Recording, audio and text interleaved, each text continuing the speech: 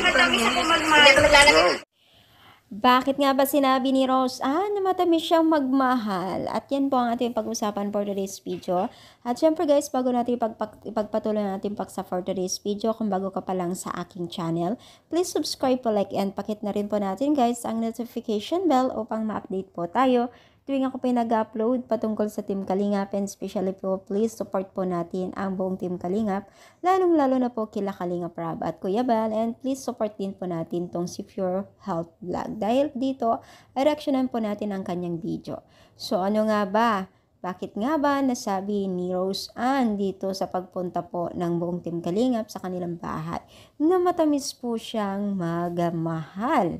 No, so maraming nahumaling po dito sa latest update po ng mga Team Kalingaps dahil nga po dito sa mga sikat na beneficiaries po, no. So sinabi ni Rose Ann nga po dito na matamis siyang magmahal, na kung saan po ay talagang si Rose Ann pala guys ay palabiryo din pala sa likod ng kamera.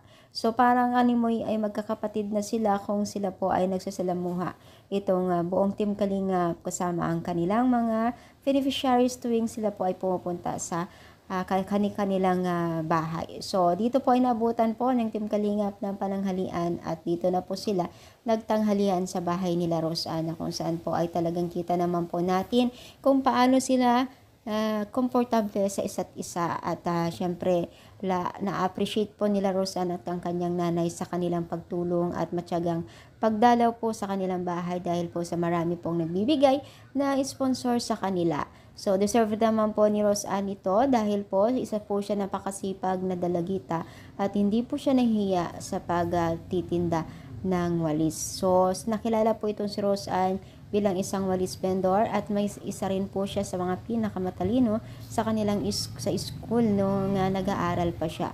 So, palatandaan lamang po na hindi po hadlang po ang kahirapan upang matataas or makamit ang mga inaasam na marka sa kanilang pag-aaral. So, gaya na lamang po dito kay Rose Ann.